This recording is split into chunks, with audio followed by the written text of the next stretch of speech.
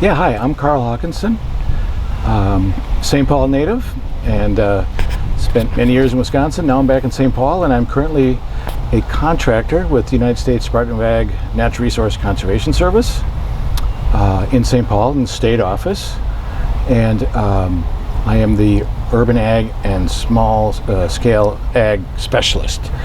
So what that is, NRCS has been around since 1938, product of the Dust Bowl, and it's evolved with American agriculture.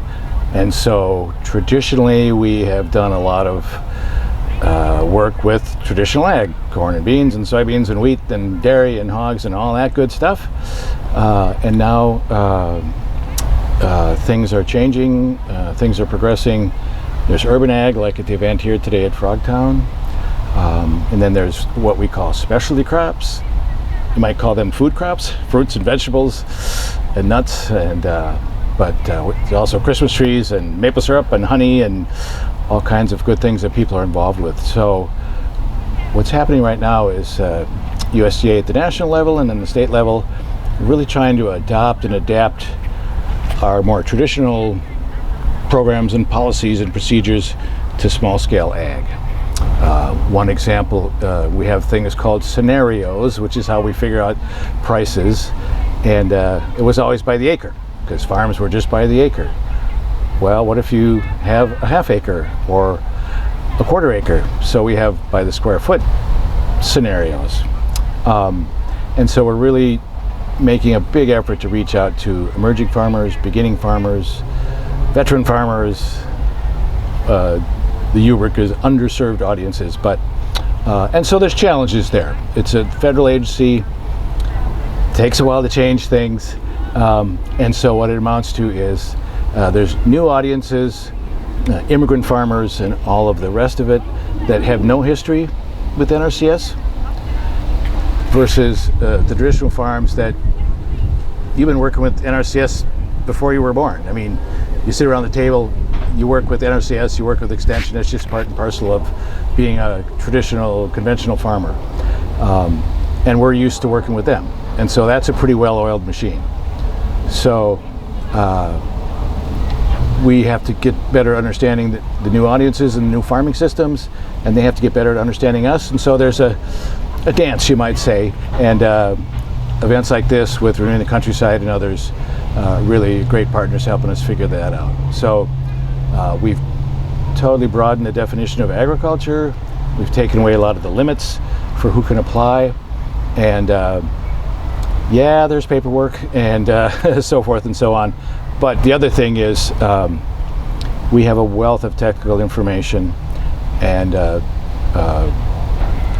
every county has a USDA office, and the Farm Service Agency does the loans and those kinds of things. We do the natural resource,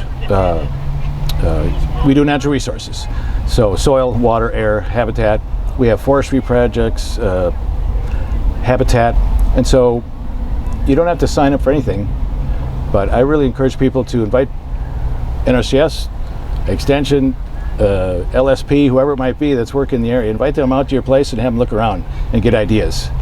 You can't do this stuff alone. So how do people, if they want to get involved and they don't have a connection with this group, what's the best way to reach out to them and get that information? What's the best way for them to reach out to us? Yeah.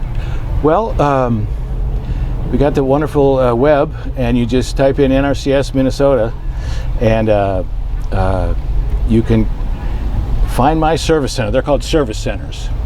And you hit Minnesota, and then you hit your county, and boom, it'll typically show NRCS in a SFA office, and it may show RD, Rural Development.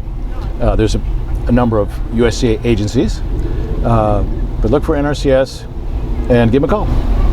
And have them come out to your place first instead of going to the office, because you probably don't know exactly what the programs are and what you want, and you need to meet a person and get to know somebody.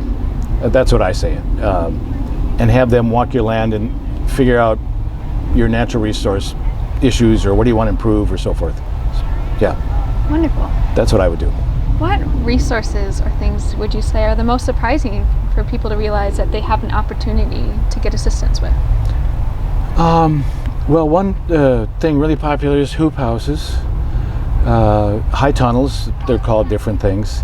And if you're serious about growing and up here you want to extend your season, a high tunnel can be a great thing. I personally wouldn't recommend it to a brand new grower. You want to figure out how to grow crops without a high tunnel at first, I would say. But that's one. Cover crops we can help with, like we've seen here today. Mulching, micro irrigation is one. All the little bits and bobs to, like we've seen here, laying out with the micro irrigation. Habitat, we can do brush management. If you've got buckthorn you want to get rid of, we do invasive species kinds of things.